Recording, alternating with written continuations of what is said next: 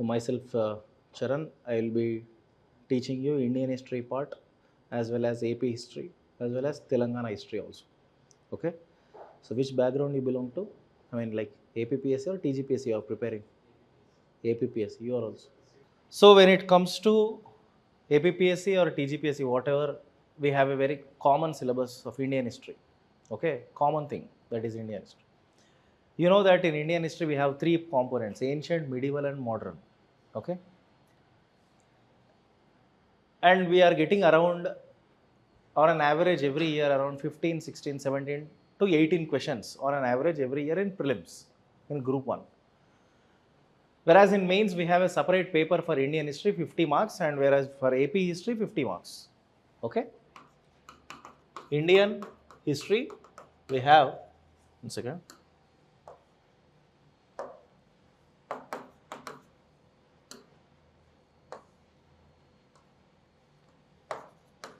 $50 marks, whereas AP history we have for mains 50 marks. So total your history part, Indian history and AP history comprises of total 100 marks. So this is a very, very important paper for both prelims and mains, important subject, important component, very heavy weightage component. Okay, so my classes will be generally going according to the orientation, subject, exam orientation. Okay, history, my style of teaching would be in the story format. Okay, నా subject discussion ఎక్కువగా నేను story లాగా చెప్తూ ఉంటాను. ఎందుకంటే history అంటే మనకు చరిత్ర అంటే కథ, అదొక స్టోరీ లాగానే చదువుతూ ఉండాలి. So before going in to the subject, first you have to no, first మీకు తెలియాల్సింది ఏంటంటే హిస్టరీ అంటే చాలామంది ఏమనుకుంటారు, డేట్స్, ఇయర్స్ ఇవి గుర్తుపెట్టుకోవడము, ఓకే, రాజులు, యుద్ధాలు ఇవి మాత్రమే అనుకుంటారు. కానీ అదంతా అకాడమిక్ సిలబస్లో ఉంటుంది. కానీ ఇక్కడ మనం కాంపిటేటివ్ ఎగ్జామ్స్కి వచ్చినప్పుడు హిస్టరీ అంటే mostly the emphasis would be on cultural. ఓకేనా, ఎక్కువగా cultural history important. Okay, socio religious is important. Society and as well as religion, ఏ చాప్టర్ చదివినా కూడా, ఫర్ ఎగ్జాంపుల్ మనం అశోకుడు గురించి చదువుతున్నాం, లేకపోతే గుప్తాస్ గురించి చదువుతున్నాం, సముద్రగుప్తుడు చదువుతున్నాం, లేకపోతే హర్షవర్ధన్ గురించి చదువుతున్నాం, లేకపోతే ముఘల్ ఎంపరర్ అక్బర్, బాబర్, ఔరంగజేబ్, వీళ్ళ గురించి చదువుతున్నప్పుడు ఎప్పుడైనా పొలిటికల్ హిస్టరీకి ఎంత ఇంపార్టెన్స్ ఇస్తామో దానికంటే కొంచెం ఎక్కువనే socio cultural history and socio religious history, వీటికి ఎక్కువగా ఇంపార్టెన్స్ ఇస్తాం. ఓకేనా, there are different components, political history and cultural history. So ఎక్కువగా ఈ రెండు కాంపోనెంట్స్లో సెకండ్ దానికి ఇంపార్టెన్స్ ఉంది. అంటే for example, tell me, name any ruler whom you know in the Indian history, any one greatest emperor who ruled this country. Babur is a founder of the Mughal empire, that everyone know, అందరికీ తెలుసు, ముఘల్ సామ్రాజ్యాన్ని సృష్టించింది బాబర్. ఈ బాబర్ టైంలో, ఆ టైంలో ఏంటి important, Babur గురించి ఎక్కువగా క్వశ్చన్స్ కన్నా కూడా ఎక్కువగా బాబర్ టైంలో ఉన్న కండిషన్స్ ఎట్లా డెవలప్ అయినాయి అవే ఎక్కువ ఇంపార్టెంట్, అదే ఎగ్జామ్ ఓరియంటేషన్. ఓకేనా, అట్లాంటి క్వశ్చన్సే మనకి ఎప్పుడు రిపీటెడ్గా ఎగ్జామ్లో అడుగుతూ ఉన్నాడు. బాబర్ టైంలో అంటే ఏంటి, బాబర్ టైంలో what was the society of the Mughal empire, okay, what is the religious conditions of the Mughal empire, Islam, Indo Islamic culture ఎలా డెవలప్ అవుతుంది ఆ టైంలో, Indian culture as well as Islamic culture, what is the condition of this, okay, what is the arts, what is the development of arts, what is the development of architecture, all these conditions are important during Babur. Okay na, కానీ బాబర్ కన్నా ఇంకెక్కువగా the most important one Akbar. ఓకేనా, Mughal emperor Akbar. there are number of times questions repeated on Akbar, but never there was a question on పొలిటికల్గా ఏముండవు. అక్బర్ ఏ యుద్ధాలు చేస్తాడో, అక్బర్ ఎవరితోటి యుద్ధం చేసినాడు, అక్బర్ ఏ సంవత్సరంలో ఈ హల్దీఘాట్ యుద్ధం రాణా ప్రతాప్ సింగ్ తోటి చేసినాడు, ఇట్లాంటి క్వశ్చన్స్కి తక్కువ ఇంపార్టెన్స్ ఉంది. కానీ ఇదే అక్బర్ టైంలో ఎక్కువగా సొసైటీ, రిలీజియన్ అంటే ఏంటి, Akbar started his own religious faith. అక్బరే తన ఒక సొంత రిలీజియన్ స్టార్ట్ చేస్తాడు. ఏంటది, Din i Ilahi. Din i Ilahi is a new faith which was started by Akbar. Okay, Akbar పాటించిన ప్రిన్సిపల్ సూల్ ఏ కూల్, ఇది ఒక సూఫీ ప్రిన్సిపల్ అన్నట్టు. It emphasis on universal brotherhood, మనుషులంతా ఒకటే, మనుషుల మధ్యలో ఏమంటారు, ఒక బ్రదర్హుడ్ అనేది ఉండాలి అని చెప్తుంది. ఇలాంటి ప్రిన్సిపల్స్కి అక్బర్ ఎక్కువగా ఇంపార్టెన్స్ ఇస్తాడు. ఇవి ఎక్కువగా క్వశ్చన్స్ వస్తాయి. అక్బర్ ఏ ట్యాక్స్ని అబాలిష్ చేస్తాడని వచ్చింది క్వశ్చన్. ఓకే, జిజియా. అక్బర్ టైంలో ఒక ట్యాక్స్ ఉంటుంది, you know, jizya tax. What is this jizya tax తెలుసా? విన్నారు ఎప్పుడైనా? ఏంటి?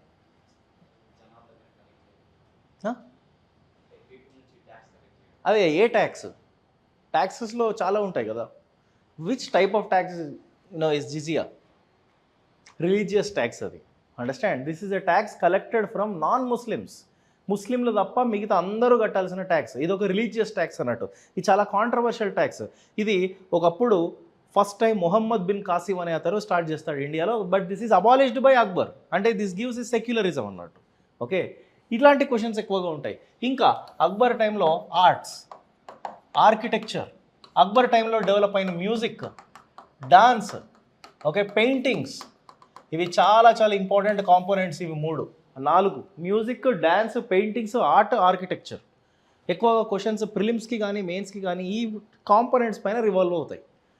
అర్థమైందా? అక్బర్ టైంలో what type of music is developed అంటాడు. హిందుస్థానీ మ్యూజిక్ అంటాం. అక్బర్ టైంలో ఉన్న గ్రేట్ కోర్ట్ మ్యూజిషియన్ ఎవరు? తాన్సేన్. తాన్సేన్ గురించి ఎక్కువగా క్వశ్చన్స్ వస్తాయి. తాన్సేన్ ఇన్వెంట్ చేసిన కొత్త మ్యూజికల్ ఇన్స్ట్రుమెంట్స్ ఏంటి?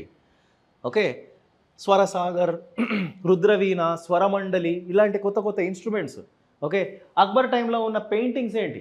Paintings, different types of paintings start అవుతాయి. మినియేచర్ పెయింటింగ్స్ అంటాం, స్మాల్ పెయింటింగ్స్, ఇల్లస్ట్రేటెడ్ పెయింటింగ్స్ అంటాం, బుక్లో వేసే పెయింటింగ్స్. ఇలాంటివన్నీ దీన్నే మనం కల్చరల్ హిస్టరీ అంటాం. ఇది ఒక కాంపోనెంట్. ఇప్పుడు నేను చెప్పింది హిస్టరీలో ఏ చాప్టర్ చూసుకున్నా మనం ఎక్కువగా చదవాల్సింది కల్చరల్ హిస్టరీ. ఓకేనా? సార్ మరి పొలిటికల్ ఇంపార్టెంట్ కాదా అంటే పొలిటికల్ కూడా ఇంపార్టెంటే, కాకపోతే తక్కువ చదువుతాం. ఇది ఎక్కువగా ఇంపార్టెన్స్ ఇస్తాం. ఇంకొక రూలర్ చెప్పండి. Any other? Right, very good. As you name Ashoka. అశోకని మనం సామ్రాట్ అంటాం. Is known as the Samrat Ashok. Okay, what do you know about Ashoka? There is one important incident which happened in the Ashoka's time. Kalinga War. Ashoka గురించి అంటే there are 2 to 3 components. First, Ashoka టైంలో ఎక్కువగా inscriptions వస్తాయి. ఓకేనా? Ashoka is the first king in the entire Indian history to give inscription. చరిత్రలో అశోకుడు మొట్టమొదటి రాజు, శాసనాలు వేయించిన వాళ్ళలో. అశోకాస్ ఇన్స్క్రిప్షన్స్ని ఏమంటామంటే ఇడిక్ట్స్ అంటాం. అశోక ఇన్స్క్రిప్షన్ ఇవి ఎక్కడెక్కడ ఉన్నాయి? What type of edicts are there? Major rock edict, minor rock edict, pillar edict. స్తంభాల మీద కూడా అశోక శాసనాలు ఇస్తాడు. ఇంకా అశోకుడు వేసిన ఈ శాసనాలు లాంగ్వేజ్ ఏంటి? ఏ భాషలో ఈ శాసనాలు రాయిస్తాడు? స్క్రిప్ట్ ఏంటి? ఇలాంటి క్వశ్చన్స్ వచ్చాయి చాలా. ఇదే cultural history. Okay, in language Ashoka used which language? Prakrit language use. Ashoka used which script అంటే ద స్టైల్ ఆఫ్ రైటింగ్, బ్రాహ్మీ అంటాం. బ్రాహ్మీ స్క్రిప్ట్, ప్రాకృత్ లాంగ్వేజ్. ఓకేనా? ఇప్పుడు ఇదే అశోక గురించి నెక్స్ట్ టైప్ ఆఫ్ క్వశ్చన్ ఏంటి తెలుసా? కళింగ వార్. అశోకుడు పవర్లోకి వచ్చిన తర్వాత కరెక్ట్గా 8 సంవత్సరాలు, 261 BC అండ్ 270, 11 ఇయర్స్కి ఓకే అశోకుడు ఒక యుద్ధం చేస్తాడు. కళింగ యుద్ధము అంటాం. ఒరిస్సా కళింగ అంటే ఆ రాజ్యంతో యుద్ధం చేసి అశోకుడు ఈ కళింగ యుద్ధంలో 1,00,000 మందిని చంపుతాడు. ఓకేనా? ఈ ఇన్సిడెంట్ అశోకుడిని రియలైజ్ అయ్యి బుద్ధిజం వైపు వెళ్ళేటట్టు చేస్తుందంట. Ashoka got realised and adopted Buddhism. Since then he followed peace. శాంతిని బోధిస్తూ ఉంటాడు. దాన్నే మనం ఏమంటాం తెలుసా? ఇది కూడా మళ్ళీ క్వశ్చనే. అశోకుడు రియలైజ్ అయిన తర్వాత ఏం స్టార్ట్ చేస్తాడు? అశోక ధమ్మ అంటాం. ధర్మ, దాన్నే సాంస్క్రిట్లో ధర్మ అంటాము, పాలి లాంగ్వేజ్లో దాన్ని ధమ్మ అంటాం. అశోకుడి యొక్క ధర్మం ఏంటి అనేది చెప్తాడు. Clear? Ashoka's cultural history. Ashoka టైంలో ఒక గ్రేట్ ఆర్ట్ కూడా డెవలప్ అయింది. Art and architecture. ఎలాంటి కట్టడాలు కట్టాడు అశోకుడు? ఓకే, ఎలాంటి కడతాడో తెలుసా? What are the important monuments or something which was build by Ashoka? Ashoka ఎక్కువ కట్టింది పిల్లర్స్, స్తంభాలు. ఆ స్తంభం పైన క్యాపిటల్ గుర్తులు ఉంటాయి, యానిమల్ షేప్లో ఉంటాయి అన్నట్టు. ఎగ్జాంపుల్ సారనాథ్ పిల్లర్ అని వింటాం. సారనాథ్ పిల్లర్ పైన క్యాపిటల్ ఏంటి? 4 లయన్స్ అని ఉంటాయి. ఓకే, 4 సింహాలు ఉంటాయి అన్నట్టు. అదే ఇవాళ మన national emblem. So Ashoka political ఏమైనా ఉందా సార్ ఇప్పుడు నేను చెప్పిన దాంట్లో?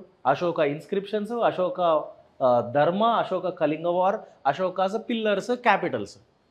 ఇదే కల్చరల్ హిస్టరీ. అట్లా ఇండస్ వ్యాలీ సివిలైజేషన్ అయినా, Vedic civilization, Buddhism, Jainism, ancient India మొత్తంలో ద మోస్ట్ ఇంపార్టెంట్ టాపిక్స్ ఏంటంటే Indus valley civilization, Vedic civilization, Buddhism, Jainism. మౌర్యులు, గుప్తులు, హర్ష, ఈ ఈ ఈ సెలెక్టెడ్ టాపిక్స్ ఉంటాయి. ఎక్కువగా క్వశ్చన్స్ వీటి చుట్టే రివాల్వ్ అవుతాయి.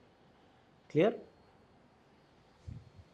ఇప్పుడు the one more important component in ancient India and medieval India.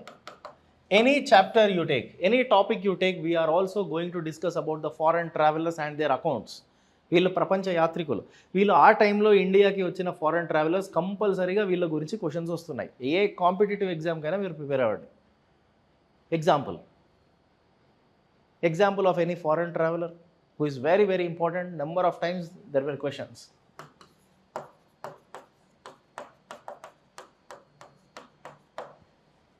విన్నారా పేరు ఎప్పుడైనా?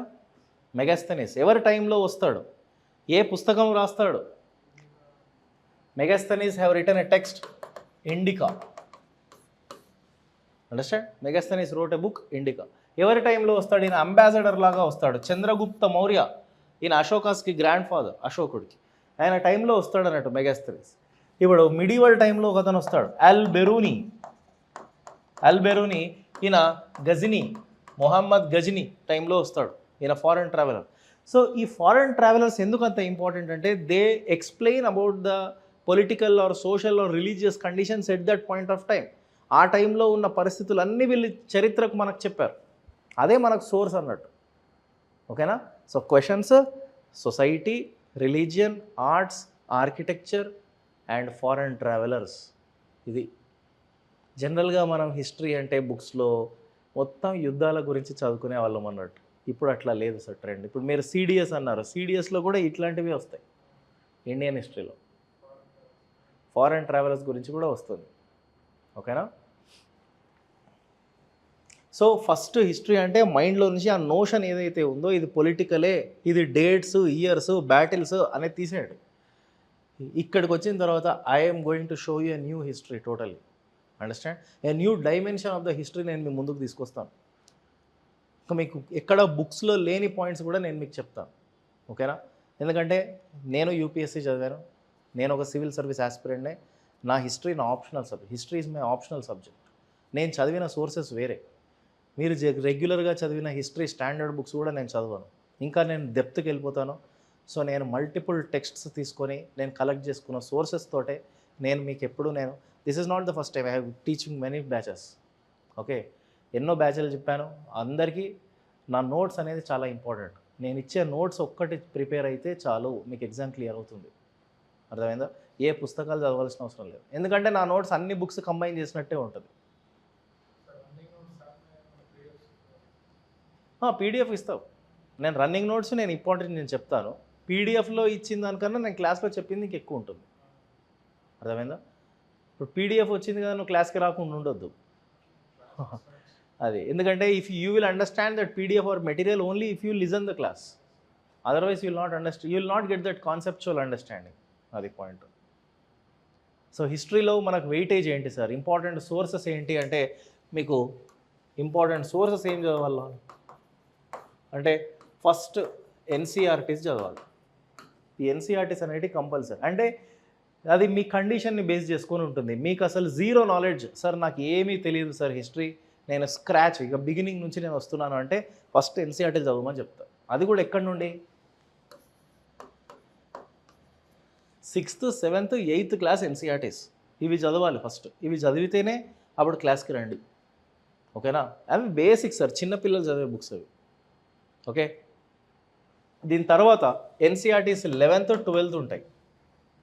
ఓకేనా? ఇవి అవసరం లేదు. 11th, 12th మీరు గ్రూప్ 1 రాసుకుంటే మాత్రం ఇది అవసరం లేదు. సెంట్రల్ లెవెల్ ఎగ్జామ్స్ రాస్తే మాత్రం ఇది అవసరం. 9th, 10th వద్దు. 9th, 10th నేను ఎందుకు వద్దు అంటున్నాను అంటే దాని వరల్డ్ హిస్టరీ. అది 9th and 10th NCERT world history. ఆ వరల్డ్ హిస్టరీ మనకు సిలబస్లో ఉండదు. 6th, 7th, 8th, 6th ancient, 7th medieval, 8th modern India, 11th, 12th మళ్ళీ ఎవ్రీథింగ్ కంబైన్డ్ ఉంటుంది. అవును, themes NCERTs are very very important. అవి modern NCERTs.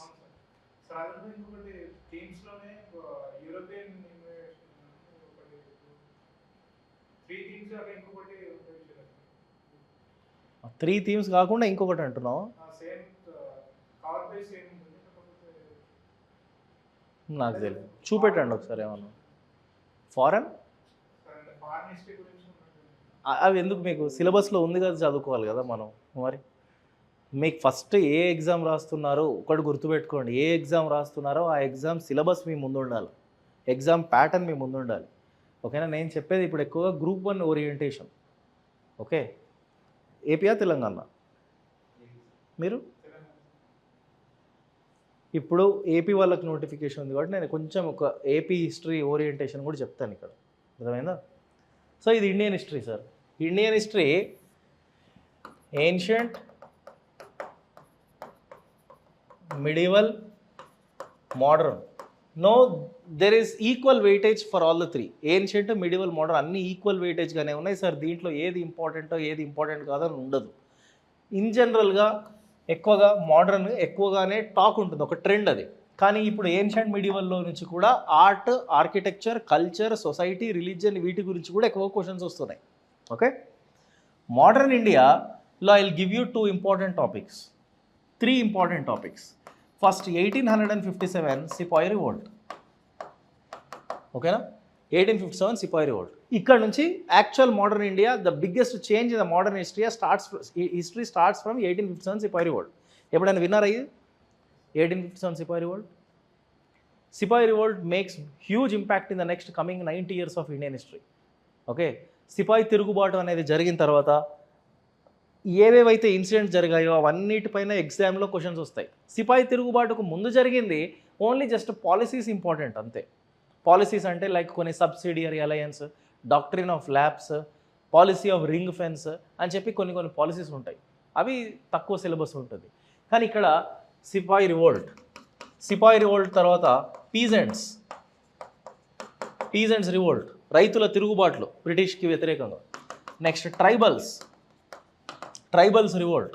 Next social reform moments. We call this also as Indian Renaissance. Okay, social reform movements like Brahmo Samaj, Arya Samaj ఇలాంటి కొన్ని సంఘ సంస్కరణ ఉద్యమాలు ఉన్నాయి. అవి కూడా చాలా ఇంపార్టెంట్. ఓకేనా? అండ్ ఇక లాస్ట్ వచ్చి freedom struggle is so important. Freedom struggle is the last phase in the national movement అన్నట్టు. ఇక ఫ్రీడమ్ 1885 to 1947 అక్కడ వస్తుంది. ఈ టాపిక్స్లో నుంచి మనకు ఎక్కువగా క్వశ్చన్స్ వస్తాయి. ఇందులో this freedom struggle is a very very big chapter. ఈ చాప్టర్ ఒక్కటి చెప్పడానికి నాకు 10 days to 12 days పడుతుంది అన్నట్టు ఆ ఒక్క చాప్టర్కే, అర్థమైందా? సో బిఫోర్ 1857 సిపాయి రివోల్ట్ ఏంటి? ఇక చిన్న కొన్ని టాపిక్స్ ఉన్నాయి, like advent of European merchants, how Portuguese discovered sea route to India, how Dutch, English వీళ్ళందరూ వాళ్ళు ఎట్లా వస్తారో ఇదంతా. సో ఏన్షియంట్, మిడివల్లో ఇది మోడర్న్ సార్ నేను చెప్పింది. ఏన్షియంట్ ఇండియాలో the first important topic is IVC. What is IVC? Indus valley civilisation. This is the first civilisation in India. This is the first great Indian civilisation which was inspiration to the whole world. Indus valley civilisation ఏమంటాం తెలుసా? Mother of all civilisations in the world. So mother of all civilisations, అంత pride మనం తీసుకుంటాం ఈ civilisation వచ్చి.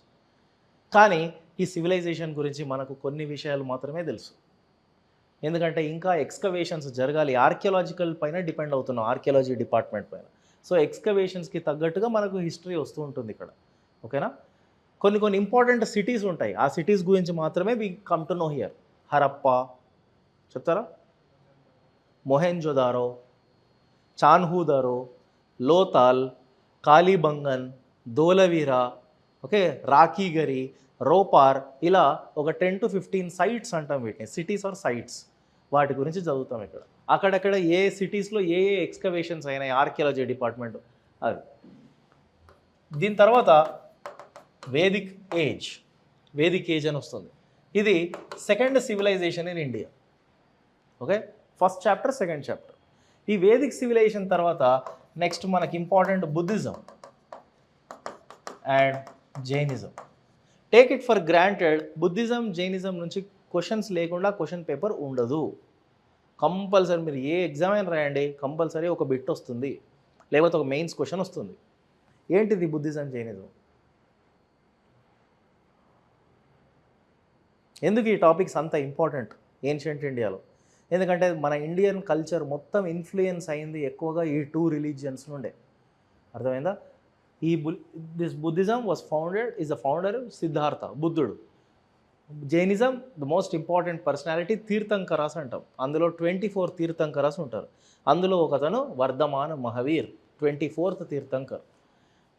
ఎగ్జామ్కి ఏమి important? Buddhism Jainism అంటే వాళ్ళ ఐడియాస్ ఏంటి, వాళ్ళ ప్రిన్సిపల్స్ ఏంటి, ఓకేనా? ప్రిన్సిపల్స్ ఏంటి? బుద్ధిస్ట్ ప్రిన్సిపల్స్, జైన్ ప్రిన్సిపల్స్, వాళ్ళ ఫిలాసఫీస్ ఏంటి,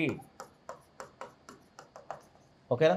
ఆ బుద్ధిజం జైనిజంలో ఎక్కువగా మల్టిపుల్ సెక్ట్స్ ఏర్పడ్డాయి, మల్టిపుల్ శాఖలు ఏర్పడ్డాయి అన్నట్టు. Hinayana Buddhism, Mahayana Buddhism, Vajrayana Buddhism, Kalachakrayana Buddhism, Sahajayana Buddhism, Theravada Buddhism, మహాసాంఘికులు, ఇట్లా బోలెడు సెక్ట్స్ ఏర్పడ్డాయి within the Buddhism. Jainism కూడా మల్టిపుల్ సెక్ట్స్ అంటాం, శాఖలు. మళ్ళీ అందులో ఒక్కొక్క సెక్ట్ ఒక్కొక్క ప్రిన్సిపల్ చెప్తుంది, ఒక్కొక్క దాన్ని నమ్ముతుంది. వీటిపైన ఎక్కువగా క్వశ్చన్స్ వస్తున్నాయి. అర్థమైందా? ఇంకా ఇదే బుద్ధిస్ట్ అండ్ జైనిజం ఆర్కిటెక్చర్ అడుగుతాడు. బుద్ధిస్ట్ ఆర్కిటెక్చర్ ఏంటి, జైన్ ఆర్కిటెక్చర్ ఏంటి? ఎగ్జాంపుల్, ఎప్పుడైనా ఈ వర్డ్ విన్నారా?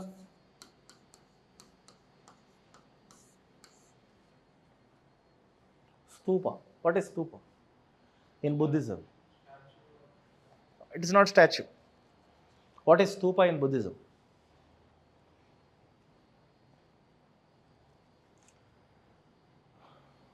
తెలీదా?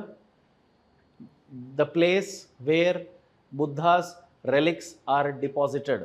Relics అంటే బుద్ధుడి యొక్క అస్థికలు, స్తూపము. ఎక్కడైతే బుద్ధుడి అస్థికలు తవి పాతి పెట్టారో దానిపైన నిర్మించినదే ఒక స్తూపము. అది బుద్ధిస్టులకి ఒక సేక్రెడ్ టెంపుల్ లాంటిది. అర్థమైందా? ఆ బుద్ధిస్ట్ స్తూప అనేది ఎలా ఉంటుందంటే దాన్నే మనం ఇంగ్లీష్లో డోమ్ అంటాం.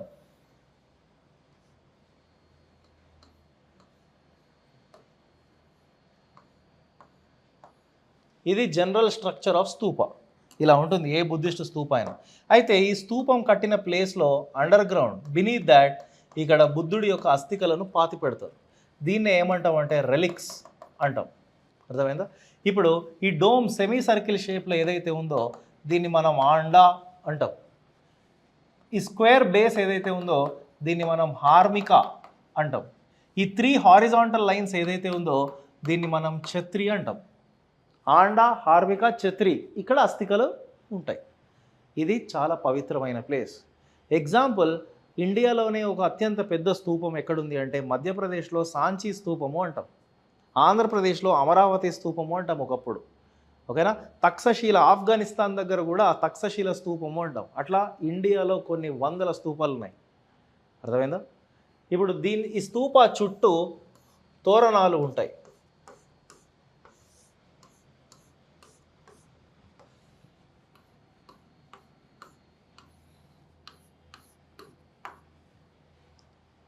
One, 2, 3, 4. These 4 are the entrances to the stupas. They are known as తోరణాస్. తోరణాలు అంటాం. ఇలాంటివి వస్తాయి క్వశ్చన్స్. ఆ తోరణాల పైన మంచి అద్భుతమైన శిల్పాలు చెక్కి ఉంటాయి. అదే గ్రేట్ ఆర్ట్. అర్థమైందా? స్తూప అంటే ఏంటి meaning, examples of stupas, what are the parts of stupas, what is the meaning of stupa, ఇవన్నీ important. When it comes to ఇంకొకటి చైత్యాస్. చైత్యాస్ అంటే ఏంటి అని అడుగుతాడు బుద్ధిజంలో. చైత్యాస్ అంటే the place where Buddhist do sit and the prayer for Buddha. Prayer halls అంటాం చైత్యాస్. నెక్స్ట్ విహారాస్ అంటే ఏంటని అడుగుతాడు. ఇదంతా example for art, Buddhist architecture. So ancient ఇండియాలో ఈ 4 టాపిక్స్ అయితే చాలా చాలా ఇంపార్టెంట్. ఏ 4 టాపిక్స్? క్లియర్? దీంతో పాటు FT, foreign travellers, in each and every time. దీంతోపాటు అశోక, దీంతోపాటు గుప్తాస్, ఇవి ఇంపార్టెంట్. క్లియర్? మోడర్న్లో 1857 sepoy revolt, peasant revolts, tribal revolt, social reform movement, freedom struggle. జనరల్గా స్టూడెంట్స్ అందరూ ఎట్లా ఉంటారంటే ఆస్పిరెంట్స్ అందరూ మిడివల్ ఇండియాకి తక్కువ ఇంపార్టెన్స్ ఇస్తారు. ఎందుకంటే సార్ మిడివల్ బోరింగ్ సార్ అంటారు. చాలామంది స్టూడెంట్స్తో నేను మాట్లాడతాను, సార్ మిడివల్ అసలు ఏంటి సార్, ఇంత ఉంది చదవడానికి, మిడివల్ అసలు స్కిప్ చేస్తాం సార్, అది ఏ ఎగ్జామ్ అయినా స్కిప్ చేస్తున్నారు వెళ్ళిపోతున్నారు. కానీ మిడివల్ నుంచి కూడా క్వశ్చన్స్ వస్తాయి. ఇంతకుముందు మీరే అన్నారు కదా అక్బర్ బాబర్ అని, ముఘల్, ఆ ముఘల్ చాప్టర్ ఇంపార్టెంట్. అదే ముఘల్స్ టైంలో ఇంకొక కింగ్డమ్ రైజ్ అవుతుంది, మరాఠా, ఛత్రపతి శివాజీ మహారాజ్. మరాఠాల హిస్టరీ ఏంటి, శివాజీ హిస్టరీ చదివితే మరాఠా హిస్టరీ చదివినట్టే. అదొకటి. ఢిల్లీ సుల్తాన్లు, భక్తి మూమెంట్, సూఫీ మూమెంట్, ఇవన్నీ ఇంపార్టెంట్ సార్. అర్థమైందా? History you will remember history only if you go in the story format. Story లాగా చదవాలి ఎప్పుడైనా హిస్టరీ. ఎందుకంటే హిస్టరీలో 99% కాదు 100% స్టూడెంట్స్ వచ్చి నన్ను అడిగే ఒకటే క్వశ్చన్, సార్ ఇన్ని ఎట్లా గుర్తుపెట్టుకోవాలి? అంతేనా? మీ బ్యాక్గ్రౌండ్ ఏంటి? ఎంసీఏ. మీది? మీకు హిస్టరీతో ఎప్పుడు టచ్ పోయింది? ఇంటర్లో హెచ్ఈసీయా మీరు?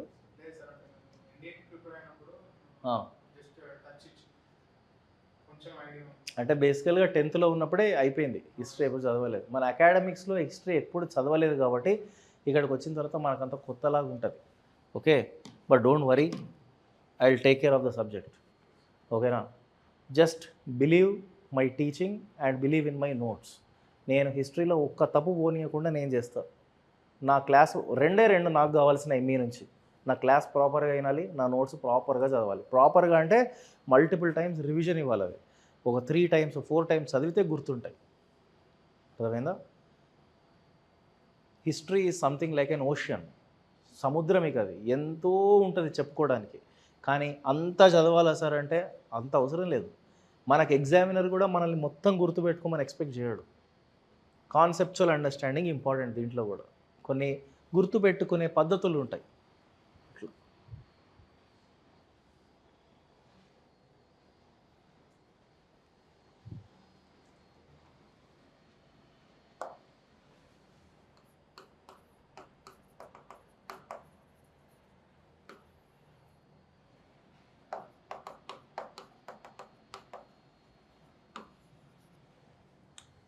Telangana history as well as AP history.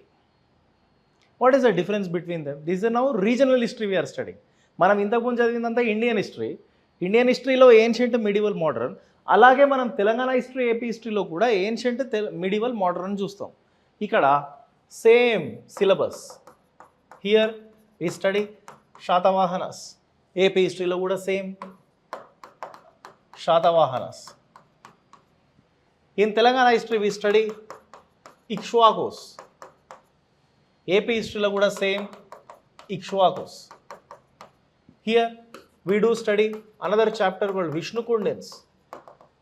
Okay, ikkada same Vishnukundins. Ikkada same Kakatiya. Telangana history, Kakatiya's chapter is very important, as well as in AP history Kakatiyas is very important. Understand? Here also we do study Vijayanagara Empire. Here even the same will be repeated, Vijayanagara Empire. Here the same Qutub Shahis. Here also the same Qutub Shahi. Golconda Sultanlu antam, medieval AP history lo vastadi. Ee subjects ippudu nenu rasina topics anni common syllabus iddariki. Ancient, medieval. Ancient AP history, medieval AP history, ancient Telangana, ancient medieval Telangana. Everything is same. ekkada difference vastundi mari?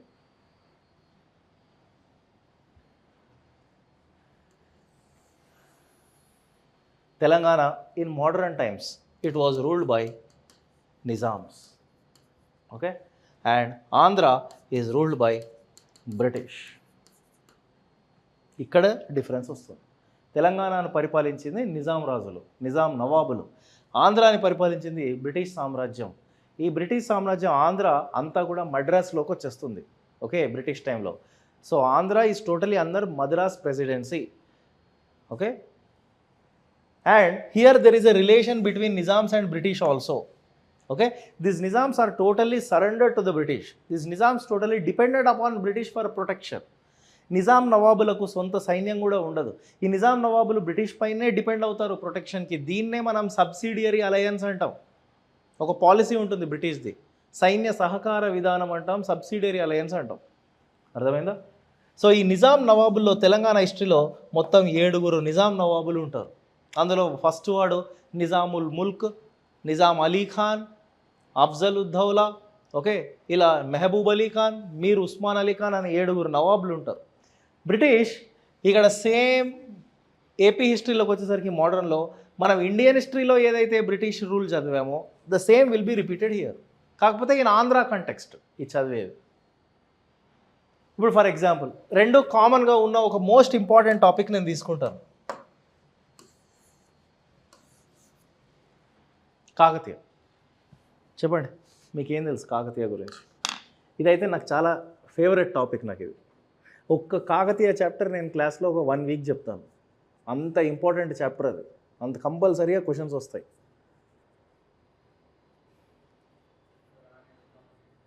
Rudramadevi, ఇంకా గణపతి దేవుడు, రుద్రమాదేవి, ప్రతాపరుద్రుడు, వీళ్ళంతా great Kakatiya Kings. కానీ ఇప్పుడు మీరు చెప్పేది political. కాకతీయులు అనగానే first మనకు మైండ్లోకి రావాల్సింది ఏంటి తెలుసా? చెరువులు. అండర్స్టాండ్? కాకతీయులు ఎక్కువగా కట్టింది చెరువులు, ట్యాంక్స్ అంటాం. ఆ ట్యాంక్స్ కట్టడంలో కూడా ఒక టెక్నిక్ ఉంది వాళ్ళు. They used a new method called chain of tanks. దాన్నే మనం తెలుగులో గొలుసు కట్టు చెరువులు అంటాం. ఓకే, కాకతీయులు మొత్తం 8,000 చెరువులు కట్టారు. మొత్తం తెలంగాణ, ఏపీ అంతా కలిపి 8,000 చెరువులు. ఆ 8,000 చెరువులు నిర్మించింది. ఆ చెరువుకి మధ్య కట్టలు కట్టుకుంటూ పోయినారు. అట్లా కట్టలన్నీ ఇట్లా గొలుసులాగా కట్టుకుంటూ పోయినారు అన్నట్టు. ఎందుకు? వరదలు వచ్చినప్పుడు ఆ కట్టలు తెగకుండా ఆ వాటర్ అంతా హార్వెస్టింగ్ చేసుకొని ఆ వాటర్ని అగ్రికల్చర్కి యూజ్ చేసుకోవడానికి వాడిన మెథడ్ ఇది. దీన్నే గొలుసు కట్టు చెరువులు, చైన్ ఆఫ్ ట్యాంక్స్ అంటాం. దీనిపైన మెయిన్స్లో క్వశ్చన్ వచ్చిందయ్యా, అర్థమైందా? ఇంకా ఇప్పుడు చూడండి, కాకతీయాస్ అంటే ఫస్ట్ మీకు ఏం తెలుసు అనగానే మీరు రుద్రమదేవి అన్నారు కదా. కానీ ఎగ్జామ్లో రుద్రమదేవి గురించి కూడా క్వశ్చన్లు రావట్లే. ఏమొస్తాయి? చెరువుల గురించి వస్తుంది, కాకతీయుల అగ్రికల్చర్ సిస్టమ్ గురించి వస్తుంది. సో అందుకే what I'm recommending you is, here in competitive exams you are going to study a new history, a new dimension. చరిత్రలో ఎన్నో రకాలు ఉంటాయి. అందులో రాజుల గురించి, రాణుల గురించి ఒకప్పుడు చదువుకున్నాం. ఇప్పుడు ఎక్కువగా ప్రజల గురించి చదువుతాం మనం. ఇది అసలైన చరిత్ర. This is called as in history subaltern history. Subaltern history అంటే హిస్టరీ ఎట్ లోవర్ లెవెల్. అసలు ప్రజల కండిషన్స్ ఏంటి, ఎట్లా బతుకుతున్నారు, రైతుల పరిస్థితులు ఏంటి, ఎట్లాంటి ట్యాక్సెస్ ఉన్నాయి, ఎలాంటి సొసైటీ ఉంది, స్త్రీలు ఎలాంటి పరిస్థితులు అనుభవిస్తున్నారు, సతీ సహగమనం, బాల్య వివాహాలు, child marriages, widows are not allowed for remarriage, ఇలాంటివన్నీ వస్తాయి ఇక్కడ పిక్చర్లోకి. వాళ్ళు శైవిజమా, వైష్ణవిజమా, ఏ దేవుణ్ణి పూజిస్తున్నారు, వాళ్ళు కట్టిన గుళ్ళేంటి, ఆ గుళ్ళు కట్టడంలో ఎలాంటి స్టైల్ ఉంది, ఎలాంటి ఫీచర్స్ ఉన్నాయి, వాళ్ళ మ్యూజిక్ ఏంటి, వాళ్ళ పెయింటింగ్స్ ఏంటి, ఇవన్నీ ఇంపార్టెంట్. కాకతీయాస్ అనగానే ఫస్ట్ గుర్తొచ్చేది chain of tanks. Clear? Kakatiyas అనగానే ఫస్ట్ మనకు గుర్తొచ్చేది నెక్స్ట్ ఆర్కిటెక్చర్. ఇదైతే చాలా చాలా ఇంపార్టెంట్, ఆర్కిటెక్చర్. కాకతీయాస్ ఆర్కిటెక్చర్లో ఫస్ట్ మనకు గుర్తుకు రావాల్సింది ఇంకొకటి ఏంటంటే తోరణాలు. ఇది వీళ్ళ స్టైల్, కాకతీయులు కట్టిన స్టైల్. తోరణాస్ అంటే ఎంట్రన్స్, గేట్వే. హనుమకొండ ఎంట్రన్స్లో తోరణం ఉంటుంది అన్నట్టు అట్లా. ఓకే, కాకతీయులు కట్టిన టెంపుల్స్ అద్భుతం. This are the most renowned temples in the entire India. వీళ్ళు కట్టినంత అద్భుతమైన గుళ్ళు ఎవరు కట్టలే. Example 1000 pillar temple, very good. చెప్పండి, what is the importance of 1000 pillar temple?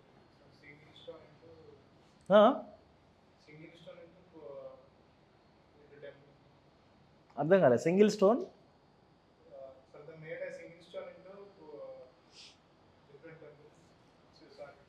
Monolithic అంటాం దాన్ని, బట్ అది కాదు.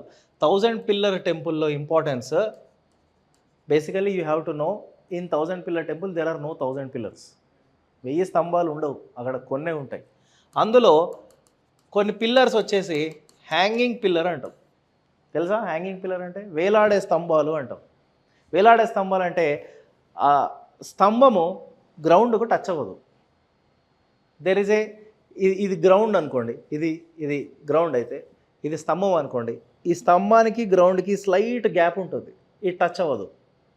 ఆ స్లైట్ గ్యాప్లో you can just wrap up a piece of cloth, you can just extend a piece of cloth, అంతే.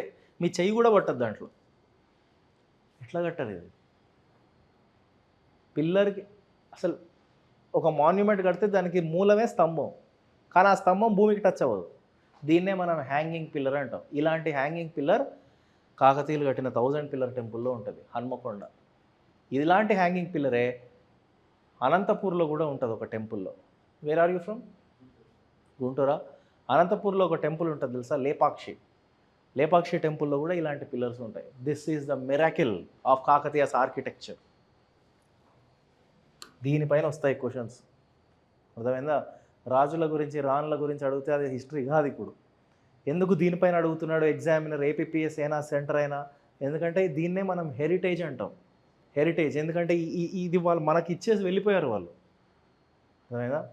There are great kingdoms which fall down and which rise again like pack of cards, they were destroyed. But what they left for us as heritage, continuity అనేది important, అర్థమైందా? ఇది temples.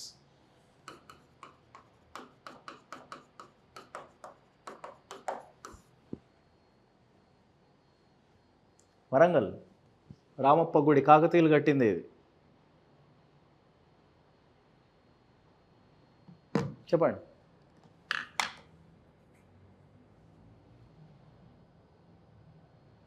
What is the importance of Ramappa temple? Any online students you want to give this thing? You want to give the answer? What is the importance of Ramappa temple which was built by Ganapati Deva? Kakatiya రాజు గణపతి దేవుడు కడతాడు. గణపతి దేవుడికి ఒక commander ఉంటాడు, అతని పేరు రేచర్ల రుద్ర. ఆ రేచర్ల రుద్ర కడతాడు ఈ గుడి.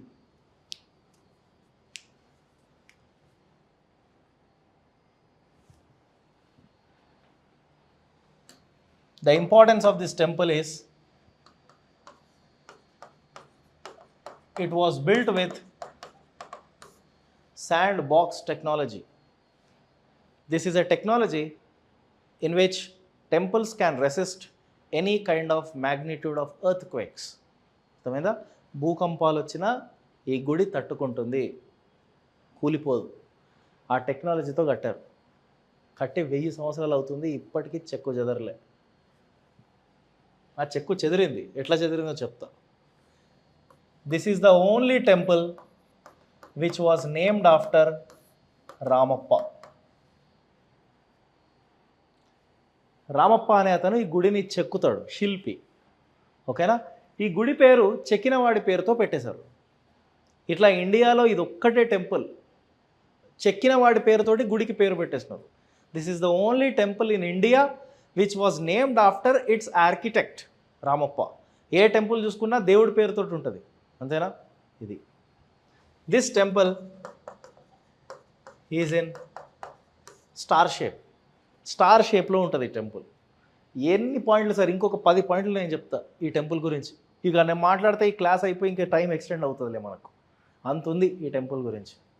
అందుకే UNESCO recognized this temple as world heritage site.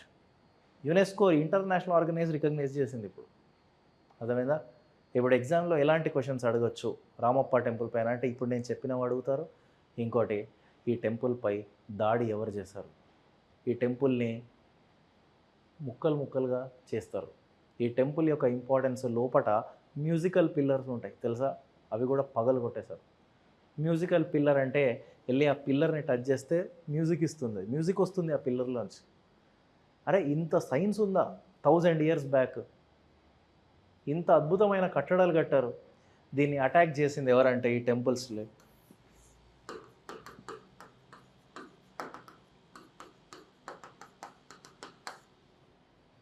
ఎవరు? అలావుద్దీన్ ఖిల్జీ, ఢిల్లీ సుల్తాన్ అలావుద్దీన్ ఖిల్జీకి ఒక కమాండర్ ఉంటాడు.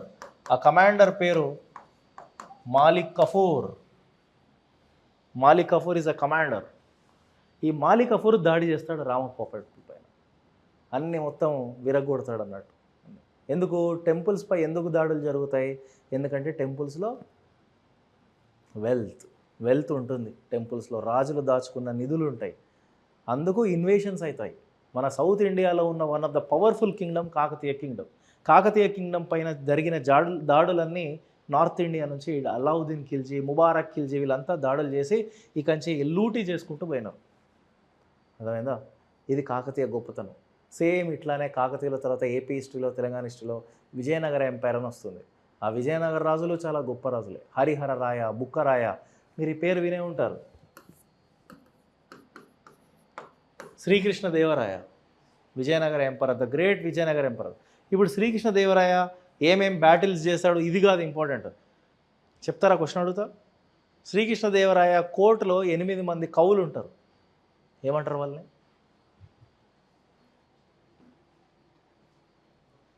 Very good, Ashtadiggajas. అండర్స్టాండ్?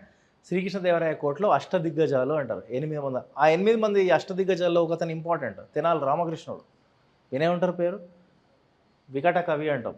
వాళ్ళు రాసిన బుక్స్ ఏంటి, తెలుగు టెక్స్ట్స్ ఏంటి, ఆ 8 కవులు.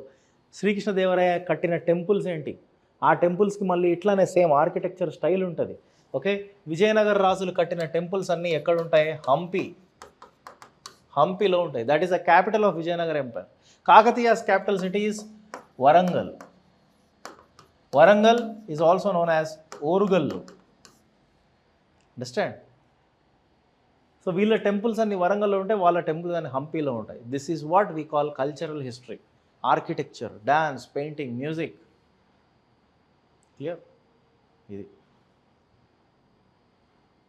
ఇక ఆ తర్వాత స్లోగా నార్త్ ఇండియా నుంచి సౌత్లో మనకు కొన్ని ముస్లిం రాజుల యొక్క రూల్ స్టార్ట్ అవుతుంది.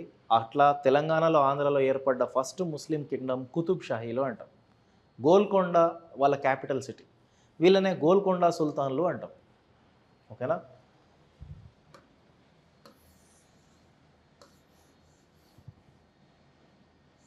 ఇదంతా ఒక పెద్ద ముస్లిం రాజ్యం. వీళ్ళనే మనం కుతుబ్ షాహీస్ అంటాం. వీళ్ళ క్యాపిటల్ సిటీ గోల్కొండ. ఎగ్జాక్ట్గా ఆ టైంకి నార్త్ ఇండియాలో రూల్ చేస్తుంది Mughal emperor Aurangzeb. Aurangzeb is a Mughal emperor ruling north, Golconda sultans in south. ఎగ్జాక్ట్గా ఈ టైంకి మహారాష్ట్రాన్ని రూల్ చేసేది ఛత్రపతి శివాజీ మహారాజ్. ఛత్రపతి శివాజీ. శివాజీకి శత్రువు Aurangzeb. Shivaji continuously fought against Marathas, against Mughals. Okay, Chhatrapati Shivaji was very good at guerrilla wars. Guerrilla. Shivaji కానీ సాంబాజీ కానీ తన కొడుకు ఈ మరాఠా సైన్యం అంతా దేంట్లో దిట్టం అంటే గెరిల్లా యుద్ధాలు చేస్తారు. గెరిల్లా యుద్ధాలు అంటే సడన్ అటాక్స్, సర్ప్రైజ్ అటాక్స్ అంటాం వీటిని. ఇలా మెరుపు దాడులు చేసి అక్కడి నుంచి వెళ్ళిపోతారు. అర్థమైందా? ఇది గెరిల్లా వార్స్. దీంట్లో Shivaji top. Shivaji by using this he used to attack multiple times the territories of Aurangzeb. He used to loot the wealth of the Mughals. Surat అనే సిటీని దాడి చేస్తాడు. సో ఇక్కడ పొలిటికల్ హిస్టరీ ఇంపార్టెంట్ శివాజీకి వచ్చినప్పుడు మాత్రం. ఓకేనా? మరాఠాల హిస్టరీ ఇండియన్ హిస్టరీలో చదువుతాం. ఈ గోల్కొండ కుతుబ్ షాహీల హిస్టరీ తెలంగాణ ఏపీ హిస్టరీలో చదువుతాం. ఇదంతా చూస్తుంటే వచ్చేసరిగా మోడర్న్ టైమ్స్లో బ్రిటిష్ వాడు.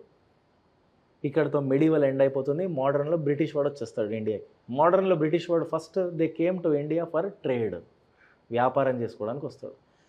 మన లోకల్ రాజాస్ నుండి పర్మిషన్లు తీసుకుంటారు. అక్కడక్కడ సెటిల్మెంట్స్ పెట్టుకుంటారు. వీళ్ళు సెటిల్మెంట్స్ పెట్టుకొని వాళ్ళు వ్యాపారం చేసుకుంటూ కన్సెషన్స్ తెచ్చుకొని వ్యాపారంలో స్లోగా they went for occupying territories by some policies. ఆ పాలసీస్ ఇంపార్టెంట్. ఇక చూసి వాళ్ళు కరెక్ట్ మన ఇండియాని 100 years రూల్ చేసింది కంపెనీ. 1757 to 1857, 100 years కదా. 1757 to 1857. ఈ 100 years India is ruled by English East India Company అంటాం. This is a private company of British. They ruled us for 100 years. 1857 sepoy revolt. It's a very important incident happened in 1857. Our Indian sepoys, they revolted against the British colonels. Okay na? 1857 Sepoy revolt. This 1857 Sepoy revolt తర్వాత ఇక company ఉండదు. 1857 to 1947 అంటే ఒక 100 years, దాదాపుగా 90 years. ఇక్కడ directly India is ruled by British crown. British మహారాణి queen Victoria name, ఆ name తోటే మనకు అడ్మినిస్ట్రేషన్ జరుగుతుంది. ఇక కంపెనీ ఉండదు, మనకు కంపెనీని తరిమి పంపించేసినాం మనం. అర్థమైందా? So modern India or modern AP history మనం 2 phases-లో చదువుతాము. ఒకటి before 1857 sepoy revolt, after 1857 sepoy revolt. ఏంటి చెప్పండి డిఫరెన్స్? బిఫోర్ 1857 సిపాయి రివోల్ట్ ఎవరు రూల్ చేసింది? Company ruled us. Which company? English East India company. After 1857 queen crown అంటాం, బ్రిటిష్ క్రౌన్ రూల్డ్ us. అర్థమైందా? ఇది చెప్పండి, మీ డౌట్స్ ఏంటో అడగండి. ఒక అండర్స్టాండింగ్ వస్తుందా మీకు హిస్టరీ పైన? ఎట్లా చదవాలనేది చెప్తున్నా. హిస్టరీ ఏమేమి టాపిక్స్ ఉంటాయి హిస్టరీలో, సిలబస్లో ఏం ఇంపార్టెన్స్ ఏంటి, ఎగ్జామినర్ క్వశ్చన్స్ ఏ టాపిక్స్ పైన ఎక్కువ అడుగుతున్నాడు అన్నది ఇంపార్టెంట్. గుర్తుపెట్టుకోండి. పుస్తకాలు చదవడం కాదు. ఫస్ట్ ఎప్పుడైనా మనం ఒక యాస్పిరెంట్గా ఏం చదవాలో తెలుసుకోవాలి. అవే ఫోకస్డ్గా, కాన్సన్ట్రేటెడ్గా మల్టిపుల్ టైమ్స్ రివిజన్ చేస్తే చాలు. ప్రతి యాస్పిరెంట్ చేసే తప్పేందంటే చాలా బుక్స్ చదివేస్తారు. అవన్నీ వద్దు. ఇక్కడ నేను అట్లాంటివి చెప్పను. అర్థమైందా?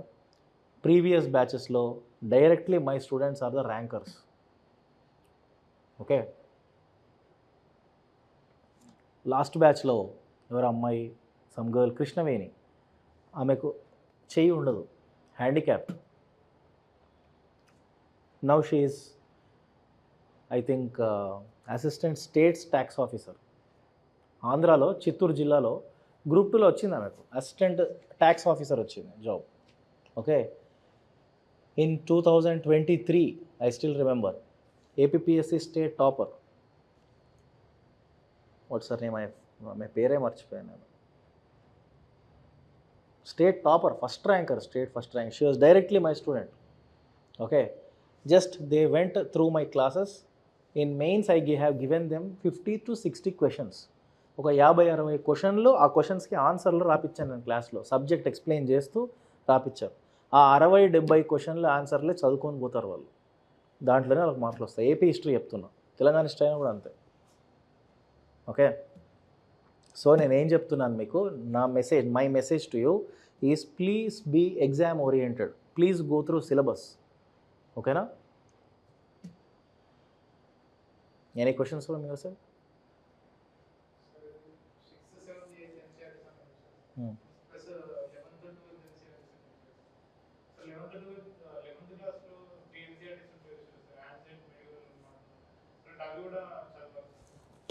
ఏ ఎగ్జామ్కి చదువుతున్నావు నువ్వు? నేను చెప్తాను, 6th, 7th, 8th చదువు. థీమ్స్ చదువు. థీమ్ 1, థీమ్ 2, థీమ్ 3 అవి మాత్రమే చదువు. దాంతోపాటు క్లాసెస్ వస్తావా, నేను నా నోట్స్ ఇస్తాను, అది చదివితే మోర్ దాన్ ఎనఫ్. అంతకు మించి వెళ్తే నీ టైం వేస్ట్ తప్ప ఏమి ఉండదు. అవి చాలు.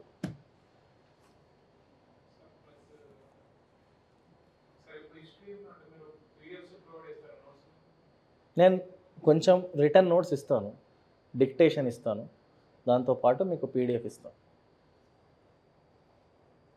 నేను ఇచ్చిన నోట్స్ చదువుకుంటే చాలు నీకు. ఓకేనా? దాంట్లో చాలా కంటెంట్ ఉంటుంది. You have any question? What is your name? Mansoor. Where are you from? Guntur. Okay. Any questions from online students? Bhargav, Sai Teja, Balaji, Rajkumar. If you have any doubts, you can ask me. So,